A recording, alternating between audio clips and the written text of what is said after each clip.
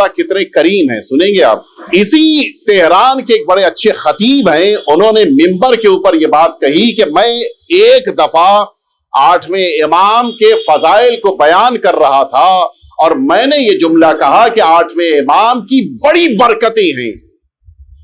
اور میں مجلس پڑھنے کے بعد جب منبر سے اترا تو ایک شخص میرے پاس آیا, کہا مولانا آپ نے 8ویں امام کی برکتوں کو بیان کیا, میں نے 8ویں امام کی برکتوں کا مشاہدہ کیا ہے.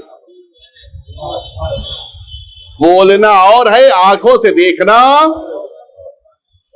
اچھا ان کو بھی تعجب, کیا تم نے کیا مشاہدہ کیا؟ سنیں گے آپ. آج سے 30 سال پہلے کا واقعہ ہے. کہتا ہے وہ کہ میں اسی تہران کا ایک اچھا بہترین بزنس مین تھا اور میرا بزنس بہت اچھا چل رہا تھا. لیکن کبھی کبھی ہوتا ہے, یہ بزنس مین جو افراد آپ کے درمیان یہ بات اچھے سے جانتے ہوں گے, کبھی کبھی انسان لون لیتا ہے اس امید پہ کہ یہ کام ہو جائے گا, لون پے کر دیں گے. اس نے لون اٹھایا وہ بھی 300 ملین کا, بہت بڑا اماؤنٹ, یہ سوچ کے کہ بزنس بڑھے گا, پیسہ دھیرے دھیرے آدھا ہو جائے گا, میرا بزنس اور زیادہ بڑھ جائے گا. لیکن وہی ایک موقع ہوتا ہے جو کبھی کبھی آزمائش ہوتی ہے. ہمارے بزنس مین برادر سب محسوس کریں گے کہ کبھی کبھی وہ ایک موقع ایسا آتا ہے کہ جس موقع پر جو لون لیا ہے وہ ادا ہونا تو دور کی بات ہے, جو ہے پیسہ وہ بھی جانے لگ جاتا ہے. نوبت یہاں تک پہنچی کہ قرضوں میں ڈوبتا چلا گیا, بزنس ڈوب گیا, چوپٹ ہو گیا, ایک پیسہ گھر میں نہیں ہے, سامان بیچ بیچ کے گھر چل رہا ہے. اور اب اپنے کسی دوست سے کہہ رہا ہے کچھ پیسہ دے دو, کوئی پیسہ دینے کو تیار نہیں, رشتہ داروں سے کہہ رہا ہے پیسہ دے دو, کوئی دینے. عجیب حالت ہے. عالم یہ ہو گیا کہ سارے قرضدار دروازے پہ آتے تھے, ہمت نہیں ہوتی تھی کہ دروازے پہ جا کے ان کو جواب دے. کہتا ہے کہ میں اپنی زوجہ کو کبھی کبھی بھیجتا تھا کہ جاؤ تم ان کو نپٹاؤ, ان سے بات کرو. میری زوجہ آتی تھی, کہتی تھی طبیعت ٹھیک نہیں ہے, حالات ٹھیک نہیں ہے, ذرا سا کچھ مہلت دے دو. آخر میں میری وائف نے بھی انکار کر دیا کہ اب میں بات نہیں کروں گی ان سے. میں کہاں تک, میں شرمندہ ہو رہی ہوں, پورا محلہ ہنس رہا ہے میرے اوپر.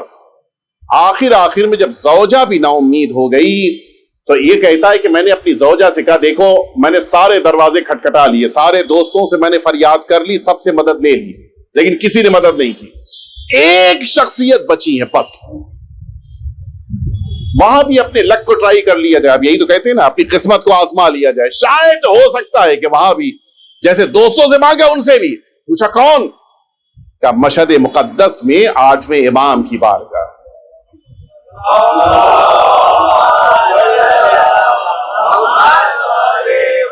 چلو چلتے ہیں. وہاں چل کے بیوی نے کہا کہ ہاں بات تو صحیح ہے, ان کی بارگاہ سے مل سکتا ہے. اس نے اچانک یہ جملہ کہہ دیا کہ چلو ایک بار امام کو بھی آزماتے ہیں کہ وہ معاذ اللہ دوستوں کی طرح سے ہیں کہ کوئی جواب نہ دے, یا نہیں وہ واقعاً امام ہے اور مدد بھی کریں گے. کیا دیکھو جا رہے ہو, تمہیں آزمانا ہے, دیکھنا ہے, لیکن یہ بتاؤ کہ جانے کے لیے تمہارے پاس پیسہ ہے؟ کیا پیسہ تو نہیں ہے, جاؤ گے کیسے؟ اچھا یقین جب انسان کو ہو, اسی کو کہتے ہیں یقین. کہتا ہے کہ بس کہیں سے میرے یہاں سے مشہد تک جانے کا بس کا کرایہ بس اتنا انتظام کر دو بس. اچھا جانے والا جاتا ہے تو واپس بھی تو آتا ہے. یقین دیکھیں آپ اس کا.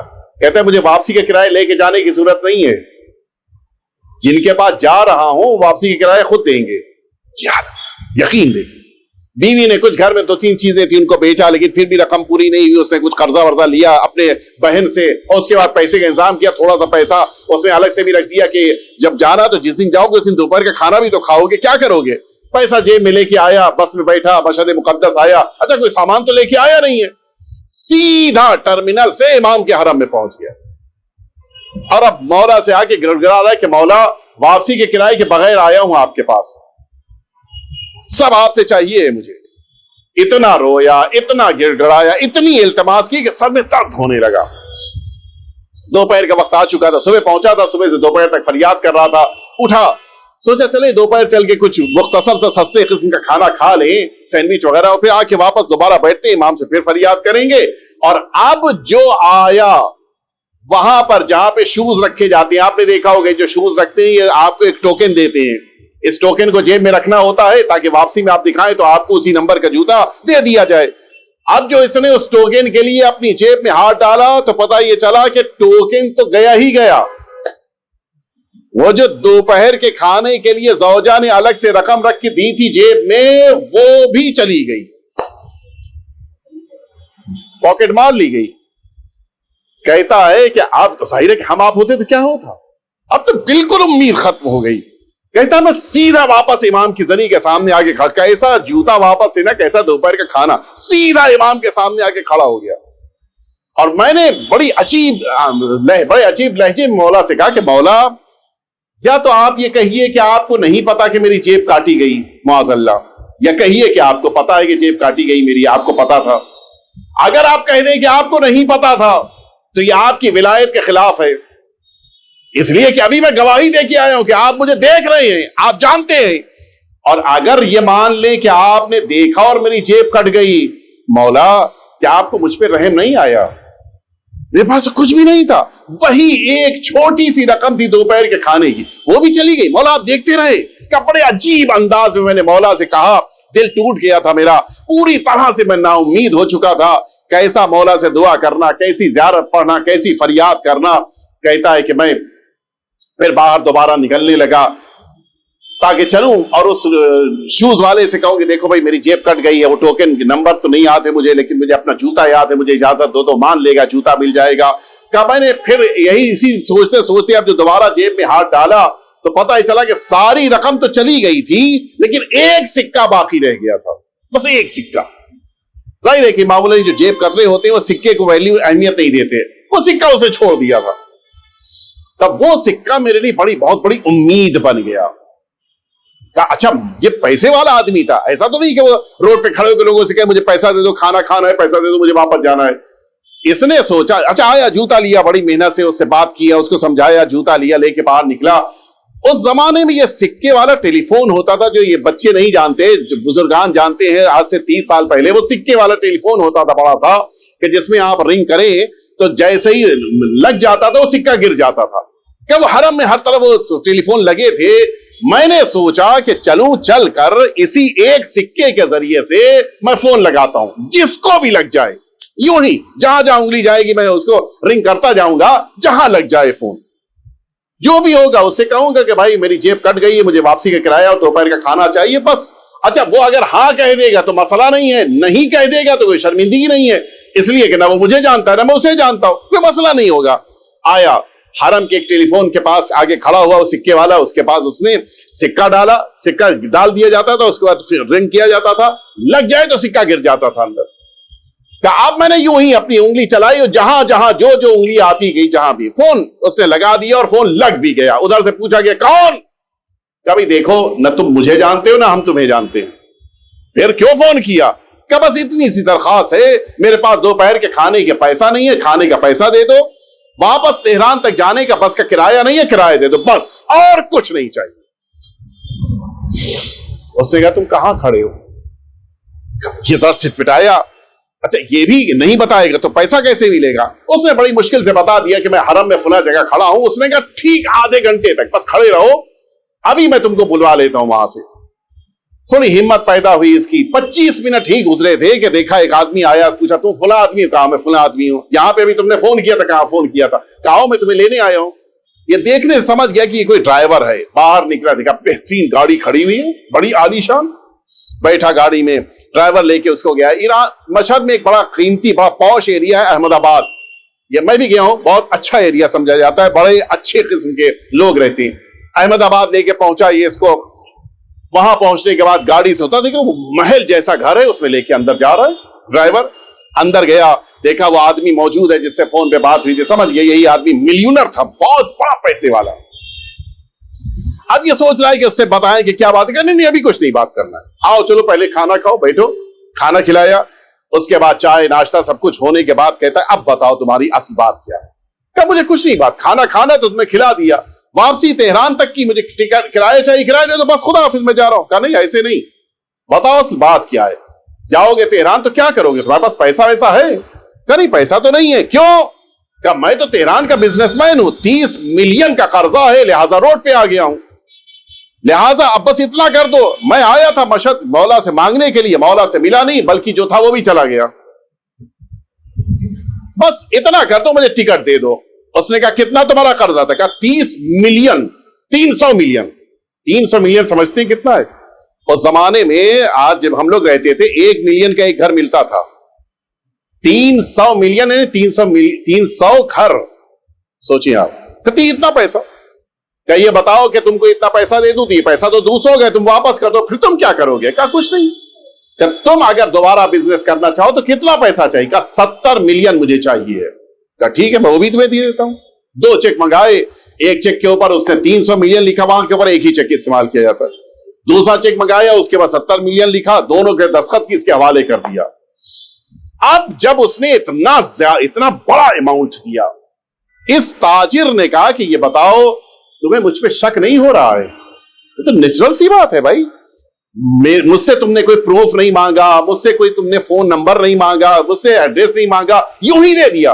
अच्छा, उसने ये भी कहा ये 300 तो तुम दे दोगे, ये 70 में कर्जा दे रहा हूं, अगर तुम्हारा बिजनेस चल गया और तुम्हारा पैसा आ गया तो मुझे दे देना, नहीं आया तो नहीं देना। इस बीच अगर हम दोनों में किसी का इंतकाल हो जाए तो एक दूसरे को माफ कर देंगे, पैसा फिर नहीं देना है। तुमको मुझ पे डाउट नहीं हुआ, शक नहीं हुआ कि हो सकता है मैं धोखा दे रहा हूं, झूठ बोल रहा हूं, गलत कह रहा हूं? क्या नहीं, बिल्कुल नहीं। क्यों? सुनेंगे आप। क्या इसलिए कि मुझसे खुद 8वें इमाम ने ख्वाब में आकर कहा,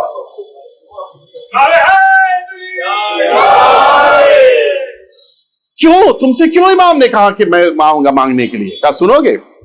मेरा जवान बेटा है जिसको दिमाग का कैंसर हो गया था, और मैंने सारे डॉक्टर्स को दिखा लिया था, किसी के पास कोई इलाज नहीं था। मुझे बताया गया कि लंदन में इलाज है। मैं उस इलाज के लिए लंदन जिस मौके पर पहुंचा हूं, वहां के बेहतरीन डॉक्टर को मैंने दिखाया। उन्होंने बताया कि 4 इसकी आजमाइश है, 4 इसकी रिपोर्ट्स निकाली जाएंगी। अगर चारों में से कोई एक भी पॉजिटिव आ गई तो भी ठीक है, लेकिन अगर चारों की चारों निगेटिव हुई तब तुम्हारा बच्चा बचेगा नहीं, बस कुछ ही दिन का मेहमान है। जब वो आखिरी रिपोर्ट निकाली जा रही थी, चेकअप हो रहा था, उस मौके पर उसने मुझसे कहा कि डॉक्टर ने कि तुम कुछ दुआ भी जानते हो? तो मैं बहुत ज्यादा मजहबी मिजाज का नहीं था, मैंने फिर भी कहा पूछो क्या करना चाहते हो? क्या बस अब दुआ करो, अगर बच्चे की जिंदगी चाहते हो तो दुआ करो। कहता है कि मैं हॉस्पिटल में निकल के आया, मैदान में बैठा, मैंने बैठकर उस मौके पर बस एक जुमला कहा। कहता है कि मैंने कहा मौला रजा, मैं आपका पक्का शिया नहीं हूं, मुझे इकरार है, मैं आपका पक्का चाहने वाला भी नहीं, मुझे इकरार है मौला, लेकिन मौला मैं मशहद में रहता हूं, आपका पड़ोसी हूं। मौला मैं आपसे फरियाद कर, अगर आपने मेरे बच्चे को ये जिंदगी अता कर दी तो आपके किसी एक जायर की सारी जरूरतों को मैं पूरा करूंगा, मैं आपसे वादा कर रहा हूं। क्या वो चौथी रिपोर्ट नॉर्मल आ गई? पता चला कि नहीं, असरात अभी कम हो रहे हैं, और उसके बाद अब जो दोबारा सारे चेकअप किए गए, पता चला धीरे धीरे सारा कैंसर खत्म हो गया। मैं वापस आया मशहद, और मैंने आके सारे डॉक्टर्स को फिर दिखाया। लोग हत्ता ये ताज्जुब कर रहे थे डॉक्टर कि ये कोई और है, ये वो पेशेंट है ही नहीं, कि जो 1-2 महीने पहले तुम जिसको लाए थे वो है ही नहीं। कहता है कि इस वाकये को 6 महीने गुजर गए, और मैं रोज सोचता था कि मौला मैं किसको पैसा दूं आपकी तरफ से, आपसे वादा किसको पैसा दूं? सुनेंगे आप। कहता है कि लास्ट नाइट, गुज़िश्ता रात, मैंने ख्वाब में देखा कि 8वें इमाम तशरीफ लाए, और आने के बाद फरमाते हैं कि ऐ शख्स, तुमने मुझसे वादा किया था, आज वो शख्स आ रहा है, वो शख्स इस वक्त रास्ते में है, कल दोपहर में तुम्हें वो फोन करेगा। और उसने मशहद आने से पहले अपनी ज़ौजा से ये जुमला कहा था कि चलूं चलकर देखूं कि 8वें इमाम भी मेरे दोस्त जैसे हैं कि कुछ नहीं दिया, या वाकईन वो करीम है, मुझे अता करेंगे, तो मुझसे कह देना कि 8वें इमाम करीम है। कहता है कि आज जब मैं तुम सुबह से फोन करने का इंतजार कर रहा था, तुमने देर क्यों कर दी फोन करने में? क्या मैं तो इंतजार में था। जैसे ही तुम्हारा फोन आया मैं समझ गया कि तुम्हारी मदद करने के लिए इमाम ने मुझसे रात में कह दिया था, यानी जब वो हरम में आया नहीं था, अल्लाह अकबर, जब वो अभी रास्ते में था, इमाम ने उसके लिए इंतजाम फरमा दिया था। कहता है कि मैंने रकम ली, और लेने के बाद उसने मुझे फ्लाइट का टिकट दिया, मैं वापसी के लिए निकला। मैंने कहा बस इतना वक्त मुझे और दे दो कि मैं जाके 8वें इमाम की एक बार और जियारत करूं। आया, जरी से लिपट गया, मौला आप तो करीम इब्ने करीम है, मौला मुझे माफ कर दिए, मैं पहचान नहीं पाया, मौला मैं नहीं आपको पहचानता था। जो मैंने ये जुमला कहा कि आपके देखते हुए मेरी जेब चोरी कर ली गई, मौला मुझे माफ कर दीजिए। حقیقت یہ ہے کہ امام کا کرم ہم سب کے شامل ہے. کون ہے کہ جو امام کی بارگاہ میں آ کے فریاد کرے اور امام اس کو خالی ہاتھ واپس کر دے؟ ہو نہیں سکتا.